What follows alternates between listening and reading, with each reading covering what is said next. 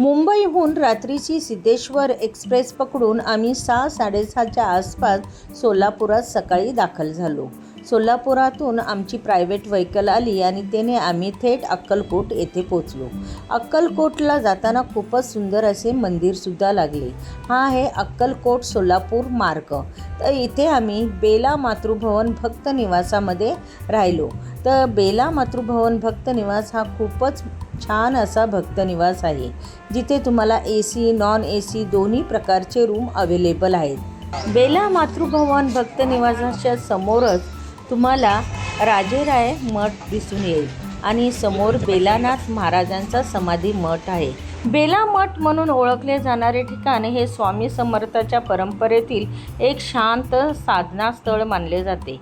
येथे भक्तनिवासाचीही व्यवस्था आहे. बेला मातृभवन भक्त निवास अनेक स्वामी भक्त अक्कलकोट यात्रेदरम्यान येथे मुक्काम करतात. राजाराय मठ हा सुमारे इसवी सन 1877च्या सुमारास श्री स्वामी समर्थाच्या प्रेरणेने उभारलेला असा हा मठ आहे. येथे श्री स्वामी समर्थाचे चैतन्य पादुका आहेत. त्या पादुकावर शंख, कमळ, कमंडलूची चिन्हे कोरलेली आहेत. शंकरराव राजेराय नावाचे जहागीरदार स्वामींच्या कृपेने रोगमुक्त झाल्यानंतर त्यांनी हा मठ बांधल्याची परंपरा सांगितली जाते. मठाच्या आजूबाजूला शंकराचे मंदिर, हनुमानाचे मंदिर तसेच भक्तांसाठी निवासस्थानाची सोयसुद्धा उपलब्ध आहे. रूममध्ये जाऊन आम्ही व्यवस्थित फ्रेश वगैरे झालो आणि नंतर राजाराय मठामध्ये आलो. राजाराय मठामध्ये तुम्हाला सकाळचा नाश्ता, रात्रीचं जेवण, दुपारचं जेवण हा महाप्रसाद म्हणून मोफत दिला जातो. नाश्ता खूपच सुंदर होता. गरमागरम असा उपमा होता. नाश्ता करून झाल्यानंतर आपापली प्लेट स्वच्छ करून ठेवायची. नाश्ता करून झाल्यानंतर थेट आम्ही गांगणापूरसाठी रवाना झालो. अक्कलकोटला आम्ही सर्व मित्र-मैत्रिणी मिळून गेलेले होतो. खूपच धमाल मजा मस्ती येत होती. आमच्यातील काही जण तर दरवर्षी न चुकता अक्कलकोटला येतात. असेही आमचे हे स्वामी भक्त मित्र आहेत. अक्कलकोट ते गांगणापूर येथे बाय रोडने येण्यासाठी कमीत कमी 1.5 ते 2 तास जातात. मित्रमैत्रिणी संभवत अक्कलकोटची दर्शन म्हणजे अक्कलकोट, गांगणापूर सगळे काही देवदर्शन तीर्थक्षेत्र आम्ही बघणार होतो. तर आता आम्ही थेट आलो तो गांगणापुरामध्ये. गांगणापुरामध्ये आमच्या काही मित्रांनी प्रसाद घेतलेला होता. तो प्रसाद आम्हाला वाटप करायचा होता. मस्तपैकी आम्ही गांगणापुरामध्ये मंदिरामध्ये दर्शनासाठी निघालो. गांगणापूर हे श्री क्षेत्र. गांगणापूर हे भगवान दत्तात्रयाचे दुसरे अवतार मानले जाणारे श्री नरसिंह सरस्वती यांचे पवित्र क्षेत्र आहे. येथे निर्गुण पादुका मंदिर, भीमा अमरजा संगम आणि संगम स्नान यांना विशेष असे धार्मिक महत्त्व आहे. तर आपण आता मंदिरात आम्ही पोचलो त्यावेळी देवाची आरती चालू होती. श्री क्षेत्र गांगणापूर दत्त मंदिर येथे हजारोंच्या संख्येमध्ये भक्तजन आरतीसाठी आणि देवाच्या दर्शनासाठी येतात. येथे तुम्हाला महाप्रसादाचा नैवेद्य भक्तांना महाप्रसाद म्हणून दिला जातो. आमच्या मित्रांनीही प्रसाद घेऊन आलेले होते. त्यांनी बुंदी आणि जिलेबीचा प्रसाद आणलेला होता, जो सर्व भक्तजनांना वाटण्यात येत होता. या मागील भावना अशी असते की श्री दत्तगुरूच्या कृपेने मनोकामना पूर्ण झाल्यानंतर किंवा संकल्प पूर्ण झाल्यानंतर इतर भक्तांना प्रसाद वाटावा.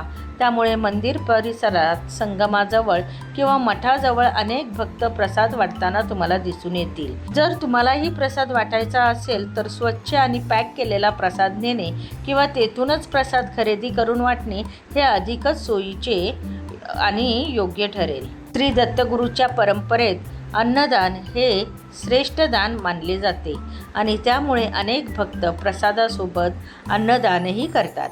आणि हा अन्नदान आणि प्रसाद वाटण्याचा जो आनंद आहे ते आमच्या ह्या मित्रांमुळे आम्हाला लाभला.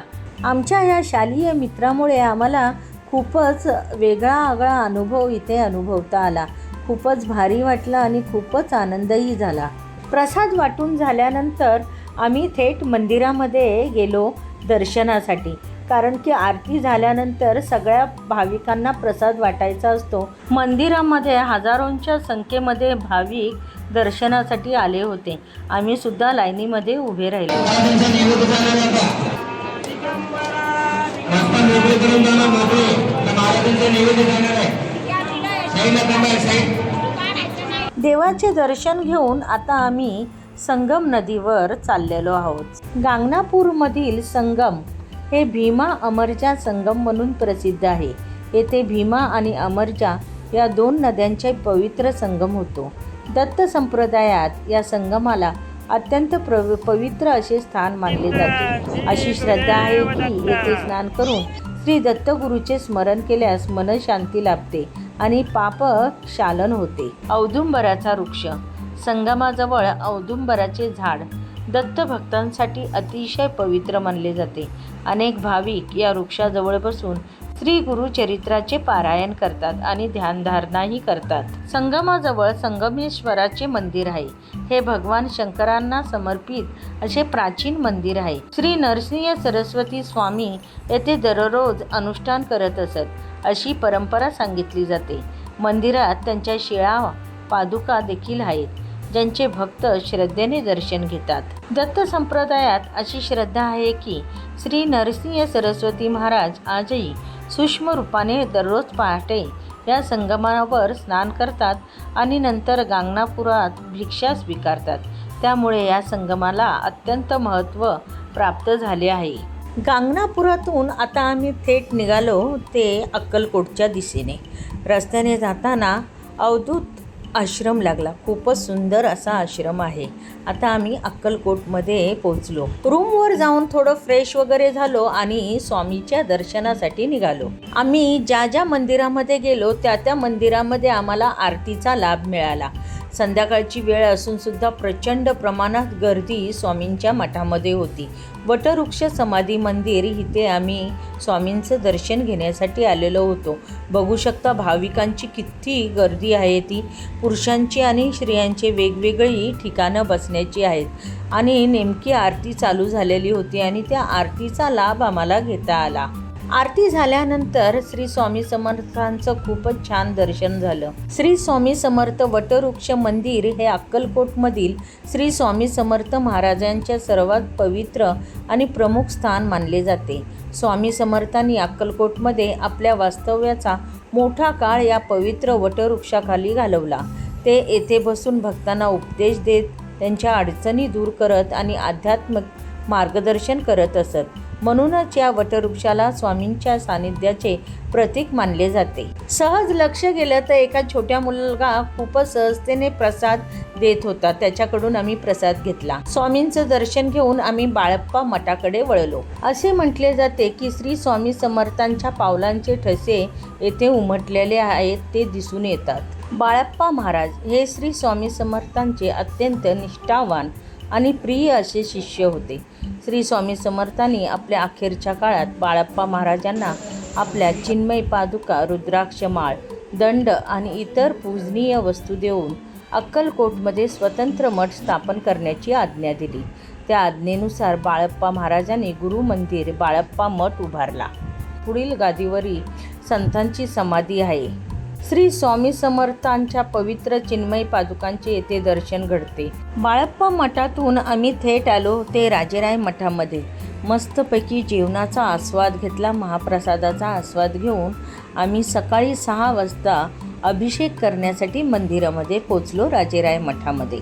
त्यानंतर आम्ही थेट गेलो श्री खंडोबा मंदिरामध्ये.